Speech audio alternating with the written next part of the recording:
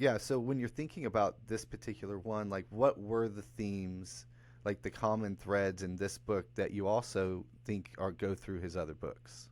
Well, identity is a big one, and this one it's interesting because I first read it years ago, and every time I revisit it, something else like pops out.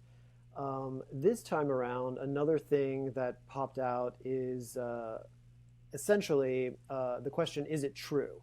Like what is truth about our lives? And one of the characters in here, Brandy, talks a lot about most of your life is just a story that you're telling yourself about. So for me, I was born in Louisiana. I had a difficult childhood. I'm too skinny. Growing up, I had acne. I'm ugly. All that stuff. And so Yeah. those were powerful stories that I created about myself, and they translate to. So, for example, the thought when I was younger, it was like I'm ugly. It wasn't just I'm ugly. It was also I'm ugly, and that means that I don't have value in the world. So here's a Mm, book that says beauty is power, like money is power, like a gun is power.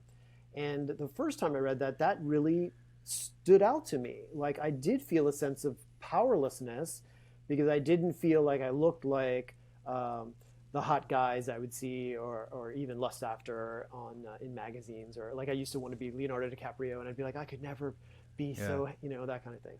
So those were all like Yeah. traumatic growing up things, and so this book in particular on identity and the stories we tell ourselves lays it out very explicitly. Like we don't have to be the stories that we tell ourselves. So I can look back at that story I told myself that I'm ugly and therefore don't have value, and realize like, oh, that's actually not true.